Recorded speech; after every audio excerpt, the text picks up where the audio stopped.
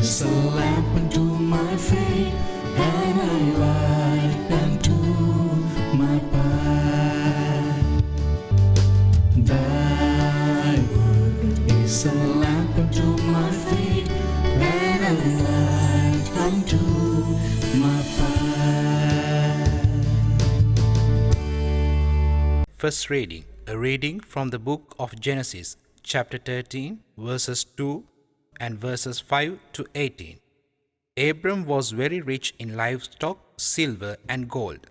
Lot, who went with Abram, also had flocks and herds and tents, so that the land could not support them if they stayed together. Their possessions were so great that they could not dwell together. There were quarrels between the herdsmen of Abram's livestock and those of Lot's. At this time, the Canaanites and the Perizzites were occupying the land. So Abram said to Lot, "Let there be no strife between you and me, or between your herdsmen and mine, for we are kingsmen. Is not the whole land at your disposal? Please separate from me. If you prefer the left, I will go to the right. If you prefer the right, I will go to the left." Lot looked about and saw how well watered the whole Jordan plain was as far as Zoar, like the Lord's own garden or like Egypt.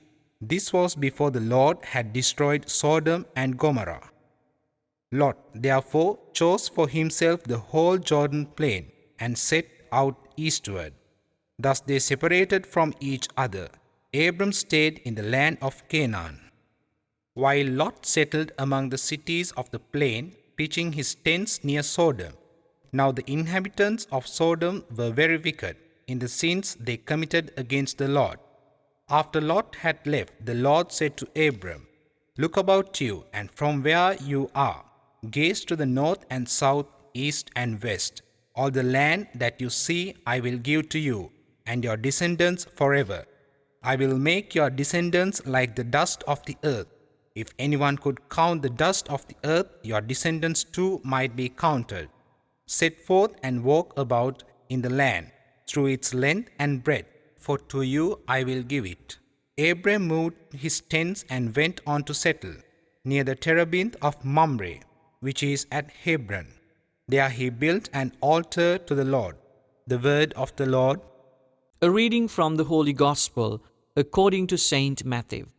Jesus said to his disciples, "Do not give what is holy to dogs, or throw your pearls before swine, lest they trample them underfoot, and turn and tear you to pieces. Do to others whatever you would have them do to you. This is the law and the prophets. Enter through the narrow gate, for the gate is wide and the road broad that leads to destruction, and those who enter through it are many. How narrow the gate and constricted the road that leads to life, and those who find it are few." The Gospel of the Lord. My dear brothers and sisters, in today's Gospel, we read a beautiful teaching of Christ. He speaks about narrow gates, wide gates, and roads. Now, first of all, we need to understand why Jesus speaks so. Now, what is this wide gate means? Well, we understand it's nothing else but comfortable life. It can be just fun-filled life. It can also be a luxurious life, carefree, just enjoying the things that we inherit in this sojourn. Freedom of life to do anything that you want. Well, this is the understanding of most of the people in today's world, dear brothers and sisters. Just freedom of life. That if you think that what you do is correct, if you think a selfish motive, then you begin to do it. Disregard of Christ's teaching. Well, dear brothers and sisters, we are Christians. We believe in the word and life of Jesus Christ, we need to understand what Jesus is teaching us. It's not only money, it's not only the material wealth. Jesus speaks about narrow gate and road. What does it mean? Well, nothing else. It's humility, pious life, self-sacrificing for God's sake and for our own brother and sister who need our service.